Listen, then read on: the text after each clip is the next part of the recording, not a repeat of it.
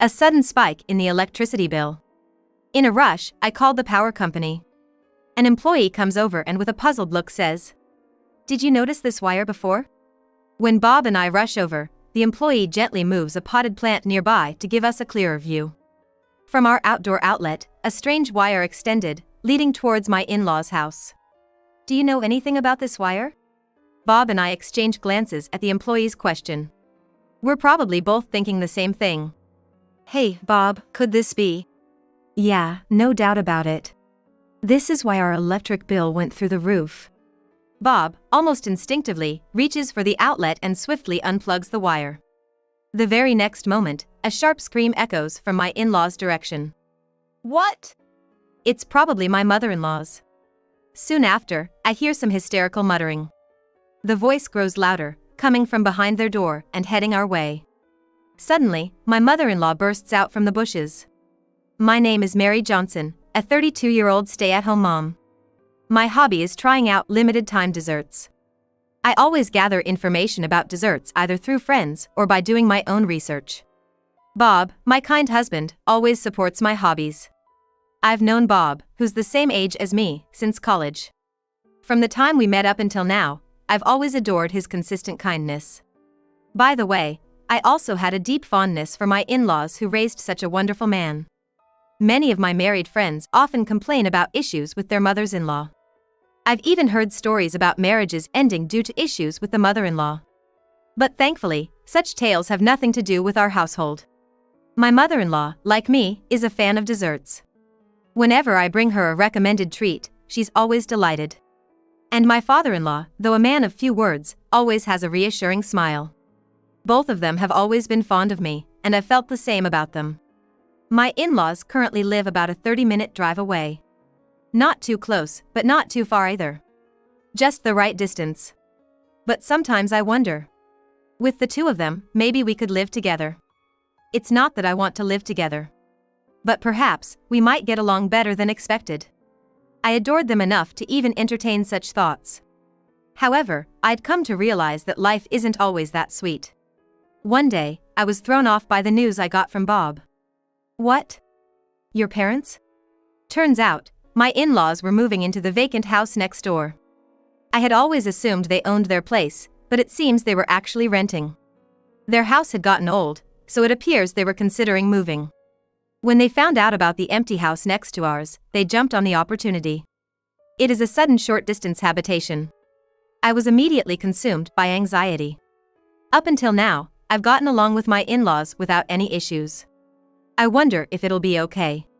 Living next door means that, if we're up for it, we can see each other every day. I do like my in-laws, but to be honest, seeing them daily is a bit much. But it's not like I can suddenly say that it's too close and not to move here. Actually, when we heard about the move, Bob gently advised his parents. "Maybe you shouldn't." But they didn't want to hear it, saying, "We get along so well now, it'll be fine." I thought we could even live together. I want to smack my overly optimistic self for thinking that way. As my anxiety grew, my in-laws moved in. We greeted them cautiously, but at first, things seemed okay. We maintained a good distance and set some boundaries. But as they started to feel more at home, my mother-in-law began to push boundaries like never before. She was acting out every single "don't do this" behavior you hear about in the grapevine. Dropping by without calling ahead became her usual, and once she's in, she'd act like it was her own house. And not only that, it was like they were checking our every move. Then, on the day my mother-in-law paid an unannounced visit and checked on our dinner, she said something outrageous. "Hey, Mary, I've been thinking, maybe you could stop locking the door?" What? I couldn't believe my ears. Can you believe it? In this day and age, my mother-in-law is suggesting I leave our house unlocked. Not locking the door means not knowing who could walk in at any time. That's just not comforting. It's obviously a bad idea. Ever since my mother-in-law moved in nearby, even the doorbell ringing makes my heart race. Now there's the possibility she could just walk into our home without us even knowing. I'm certainly not okay with that. With how things are lately. I gotta admit, not locking the door feels kinda scary. Trying to keep things light, I declined with a smile. But she frowned and replied, "Oh, Mary, you're such a worrier. But don't fret. I'll tell our neighbors to look out for you. And don't forget, your father-in-law and I are here too. We'll be popping in frequently. I understand her words come from a good place and I appreciate that. That's why I couldn't bring myself to tell her how burdensome her frequent visits had become. But everyone has their limits. Last week, it felt like she had perfect attendance at our home. I have tea with my mother-in-law at our home every day. Naturally, spending this much time together, it's no wonder some grievances arise.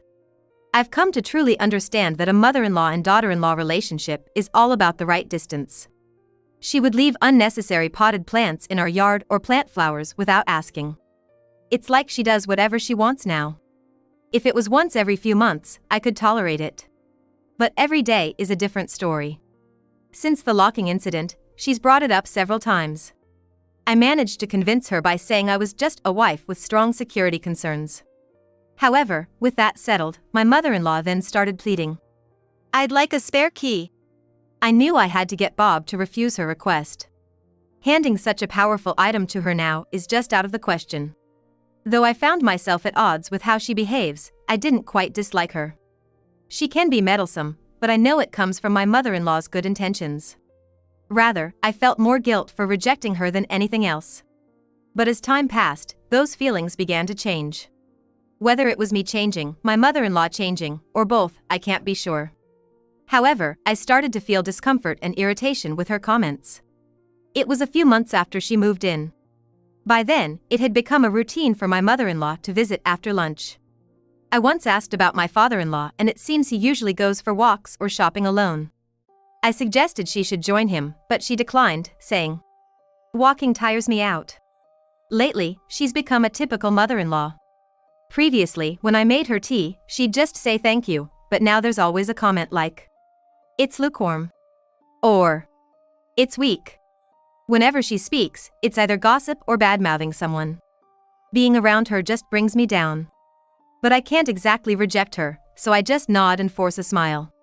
It's just not good, right? The grass keeps growing and they never cut it. I've even thought about mowing it myself. Today, my mother-in-law was fervently discussing a neighbor's consistently neglected yard. So, I was saying, "Oh." When my mother-in-law suddenly stopped talking, I instinctively followed her gaze to the bookshelf.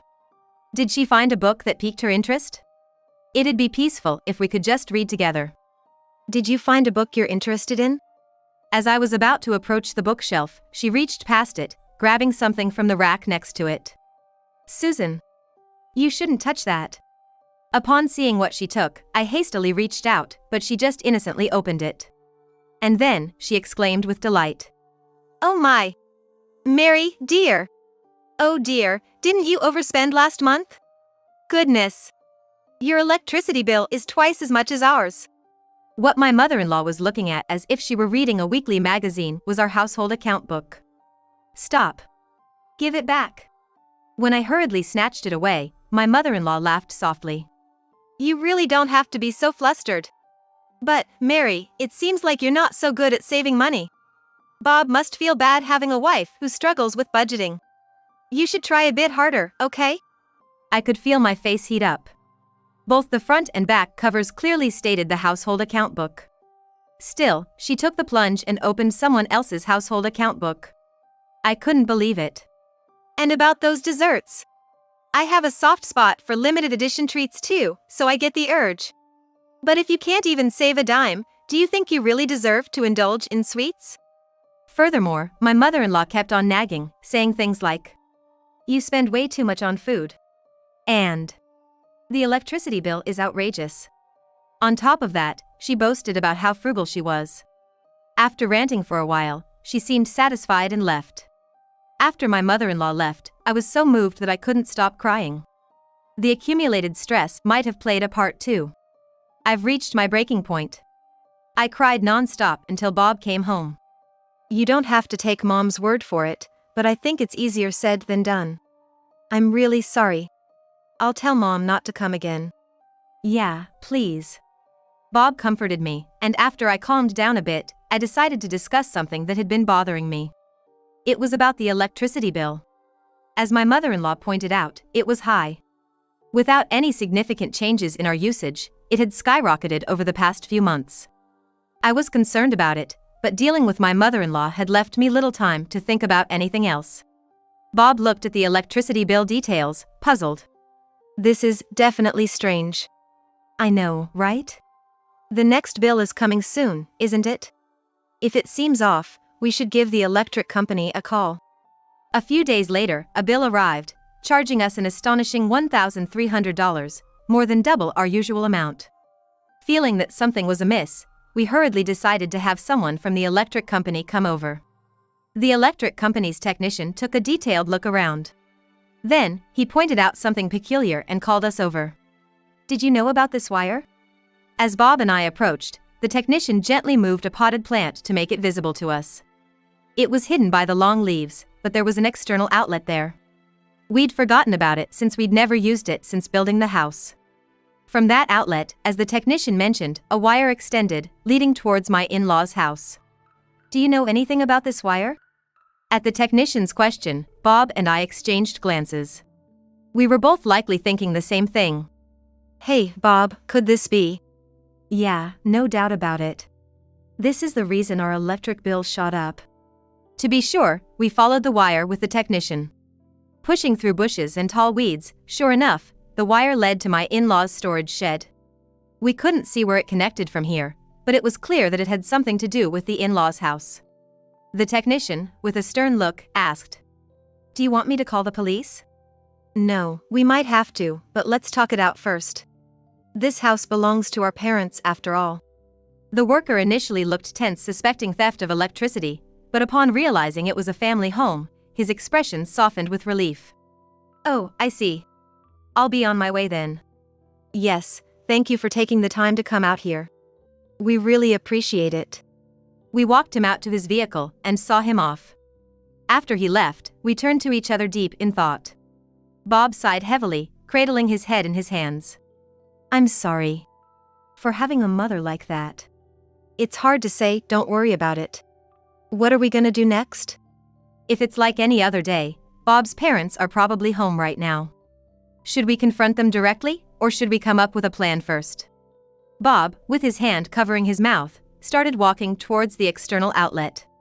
Thanks to the employee who had moved the potted plant aside earlier, the outlet was clearly visible.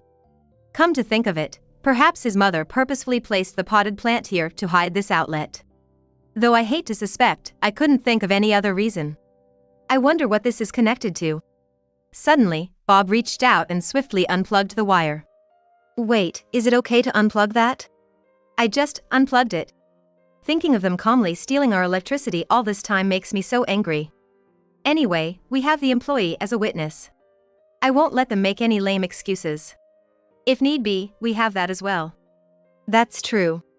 I nodded in agreement, when suddenly... What? A high-pitched scream rang out from Bob's parents' house. Probably my mother-in-law's. Moments later, hysterical muttering was heard. The voices came out of their door and started heading in our direction. And then, with great momentum, mother-in-law burst out from behind the hedge. What? She must not have expected anyone to be there. When mother-in-law saw us, she let out a deeply surprised voice. No! I'm surprised! You guys! What are you doing in a place like that? She snapped at us, so I puffed up my chest and responded. Susan, do you have some business in our yard? You seemed pretty flustered, didn't you? Well, that's... She looked away, visibly uncomfortable. Beyond her, Bob was holding on to the removed wire firmly. When my mother-in-law exclaimed, "Oh!" she tried to snatch it from Bob's hand. Bob twisted away, hiding the wire behind his back. Hey! What are you doing? No, that's what I should be asking you. Bob thrust the wire in front of her face and said in a deep, serious voice. This was plugged into our outlet, you know? Emphasizing the R, my mother-in-law's eyes darted around for a moment, then she looked upwards, defensively. So what? Do you know where this wire goes? I have no idea. Just plug it back in now. Things are a mess here since you pulled it out. How can she ask to plug it in without even knowing where it's connected to? Plus, she's basically admitting she suffered because it was unplugged. It's almost like she's confessing that she did it. But my mother-in-law didn't seem the least bit guilty. she was just completely panicked. I knew why she was so flustered. Standing next to Bob, I smiled reassuringly. "Susan, please calm down. How can we plug in a wire when we don't know where it leads? This is our outlet, isn't it? It's no big deal to plug it in. It's just for a moment. So, please." "Oh, Susan, remember what you told me? Not to waste even a bit of electricity. Saying how Bob was unfortunate to have a wife who couldn't even save on electricity." "Well, that was..." She started to fidget. "I won't make it in time," I heard her mutter under her breath. She seemed on the verge of panicking. "What time is it now?" "Well, it's 9:57. "Oh no! I'm done for." After that exclamation, the mother-in-law, stumbling all the way, hurriedly left. Bob was puzzled by his mother-in-law's strange behavior, and I knew the reason behind it. I whispered to Bob. "Huh? Is that what you mean? So, if we keep hanging around like this, she'll show up again?" "That's right." Bob tossed the wire aside, and we headed back inside the house. A short while later. After a while, I heard a rattling sound at the front door, followed by the doorbell ringing. "This is my mother-in-law." I unlocked the door and opened it. "Hello, Susan. Continuing from what I said earlier. Enough of your chatter. Move over." As soon as the door opened, my mother-in-law pushed me aside and entered. She was visibly upset. Her footsteps thundered like a monster's as she made her way to the living room and then heavily flopped onto the sofa. Bob, who was in the living room, furrowed his brows with a puzzled expression and was about to speak, but my mother-in-law was a tad quicker. "Oh, I'm parched. Hey! Is the tea not ready yet? You're so slow. Act before being told. That's basic etiquette, right?" Yes. "And another thing. Why do you always lock the door? Everyone in the neighborhood says I have a cold daughter-in-law. There's nothing worth stealing in this house anyway. It's just so pretentious, it's annoying." "What?" She continued to grumble. "Oh, this is hopeless. I can't stand it anymore." I grabbed the half-drunk plastic bottle nearby and slammed it down on the table in front of my mother-in-law. She sat there, her eyes wide and frozen in shock. Mary? Here you are, your water. And you said there's nothing worth stealing in this house, but sadly there are greedy and sneaky people out there. For example, people who steal electricity." I could see the panic on my mother-in-law's face. I sat right next to her. My mother-in-law didn't have the courage to look at me even though I was right next to her. She stared before her, her face pale. "Mary, what's wrong? You don't seem like yourself." "Really, Susan? Even I have my limits. Did you think I was a god or something?" I tried to lighten the mood with jokes, but she was as frightened as if she had seen a demon. My mother-in-law asked Bob for help, but he just shook his head. Next to her was her daughter-in-law, who turned demon, and a few feet away was Bob, who was unwilling to help her. Given the circumstances, my mother-in-law's next move was predictable. "I'm sorry. I remembered that I have something to do, so I'm going to go." "You're not going anywhere, are you?" I pushed my mother-in-law's shoulder hard as she tried to get up from the couch. Her back sank deep into the sofa. "Mary, I really need to." "You were the one who said you were thirsty, weren't you? You made such a fuss and now you say you can't drink water? That's pretty hypocritical, don't you think?" Tears filled her eyes as she reached for her bottle, but this time Bob stopped her. My mother-in-law seemed relieved for a moment, but she didn't want me to drink the leftover. "The real problem begins now. When did you start stealing our electricity? You often accuse me of stealing. That's a terrible thing to say. But the wire that's plugged into my outlet actually comes from your house, right?" My mother-in-law couldn't come up with a good excuse, and she opened and closed her mouth several times, wondering if she could somehow bluff her way out of the situation. To be honest, she has no way out of this situation. Is she stupid? All she has to do now is admit it and apologize. I thought so, but it seemed like fate had thrown my mother-in-law a lifeline. The doorbell rang, so when I went to see it, it was my father-in-law. "Is Susan here?" Apparently, my father-in-law had gone out for a bit of shopping. When he returned home, the front door was not locked and the TV was still on, but his wife was nowhere to be seen. He must have been worried. "David!" Seeing her lifeline, my mother-in-law ran to him, tears streaming down her face. My father-in-law seemed quite embarrassed by his wife's distraught appearance. That's when Bob stepped in and explained everything from the start. After thinking for a while, he began to speak slowly. Isn't there some kind of mistake? Of course, he would find it hard to believe that his own wife had been secretly stealing electricity from their son's house. Then who did the wiring? Do you think a complete stranger would go through the trouble of connecting someone else's wiring to another person's house? My father-in-law crossed his arms and was deep in thought. He nodded and said, "Let's go and have a look first." And stood up. "But," my mother-in-law exclaimed, clearly flustered and trying to intervene. However, my father-in-law asked Bob to show him what was happening and walked towards the power outlet. The wiring seemed to trail off into a storage shed and couldn't be seen from where they were. When my father-in-law investigated and returned, the color had drained from his face. "I'm so sorry. I truly am. Apologize to them. Now." And my mother-in-law was like, "I'm sorry." Just like a child. My father-in-law said the wires went to the battery and were connected to my mother-in-law's computer via an extension cord. The battery was purchased when she moved to a new house. Not only during emergencies, but apparently a salesman told her that it's cost-effective to store electricity during the cheaper nighttime hours and then use it during the day. And the mother-in-law actually did it. She used the house's electrical outlet to store electricity at night and used it in her home during the day. At first, that was all she did. But her extension cord had an unused socket, so she apparently started plugging in her computer and other home appliances. Eventually, she started receiving electricity from our house all day, not just at night. My mother-in-law justified her actions by saying, "I heard it was more economical." Naturally, I was annoyed that she was stealing the electricity without permission. But what made me even more angry was that despite my mother-in-law's constant criticism and belittling towards me, she was lying the entire time.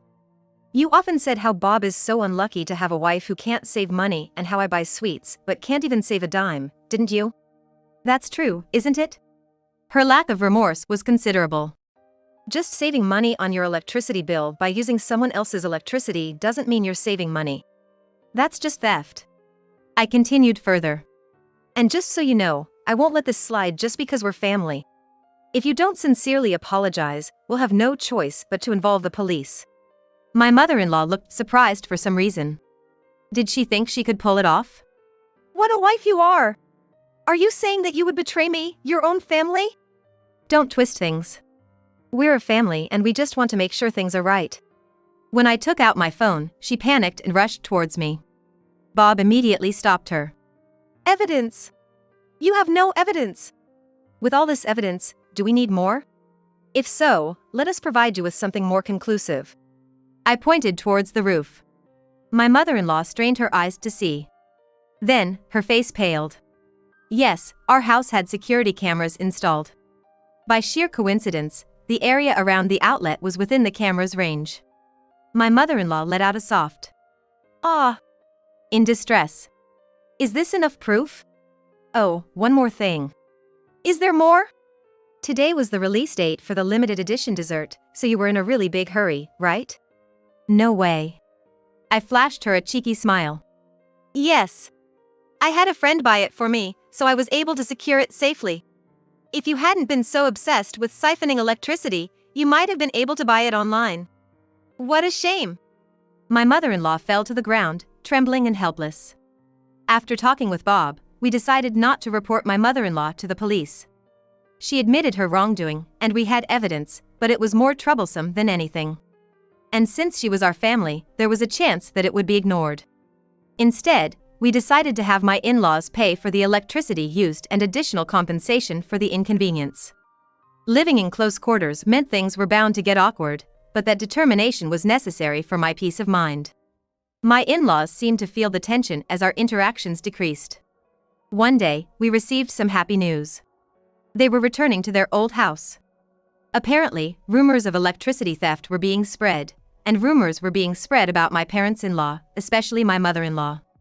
She got quite upset and started crying, and she said she wanted to go back to her previous house. By the way, I thought that my mother-in-law had good relations with her neighbors, but it turns out that she did not. She was just being treated like a fragile object. After paying us and the moving expenses, my in-laws were left lamenting that they were out of money. However, we're absolutely not gonna help them out. I hope they cut back on their beloved sweets and manage on their own. On the other hand, now that my mother-in-law is gone, I've been living life to the fullest every single day. Our electric bill has significantly reduced, and I'm currently debating which dessert to treat myself to next.